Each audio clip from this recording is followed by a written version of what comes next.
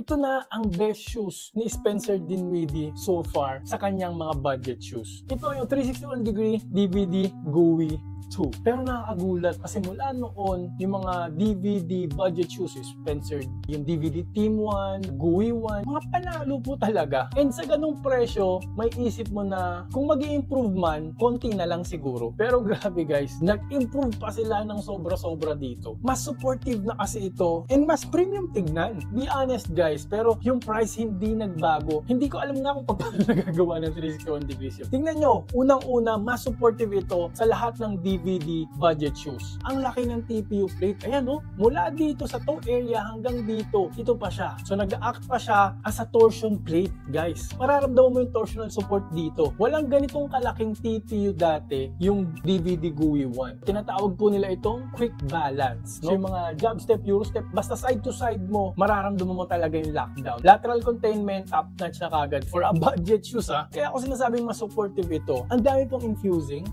dito, infusing dito. So yung mga pressure points, mararamdaman mo na covered ka naman. No, hindi basta-basta gumagalaw yung paa mo sa kung saan saang area. Lockdown po talaga sa uppers pa lang. Plus, wala pong ganito rin yung dati, no? Parang TPU plate na naman dito sa may heel counter. Ayan, no? Tapos may logo pang maganda. Aesthetic siya, saka mararamdaman mo talaga yung lockdown, yung support dito sa heel area. And lagi ko sinasabi yung importance nito kasi pag maganda yung lockdown dito, stiff enough, iwas na pilok po. Kasi kung sobrang lambot na, nako, delikado yan guys. So low cut po ito. So far, 3 colorways po ang lalabas. Sana dumami pang colorway na lumabas dito. Pero mga panalo naman yung mga kulay na yun. And low cut po ito guys, no? Napakababa niya, no? Bagay na bagay ito for guards. 1, 2 hanggang light na 3, no? Parang low to the ground pa rin naman. Maganda yung court feel. Almost flat po siya. Gumamit po ito ng quick foam light. Ito naman po yung ginagamit nila sa mga budget shoes. Pero ang quick foam light kasi ngayon parang nag-improve eh. Talagang magbabounce yung taliri mo pag pinindot mo siya. Unlike dati, very stiff. Ngayon, gumanda talaga. Parang na siyang quick foam lang eh. Dahil doon, no, yung impact protection nito mas maganda. Okay yung tuhod ko, hindi sumakit yung tuhod ko. And very responsive po siya na sapatos. No? You will feel fast. Kung shifty ka, bagay na bagay ito sa'yo. And kaya ako rin sinabing pang guards kasi nga, yung traction nito, as usual, top notch na naman po. Gumamit po ito ng Rubes Tech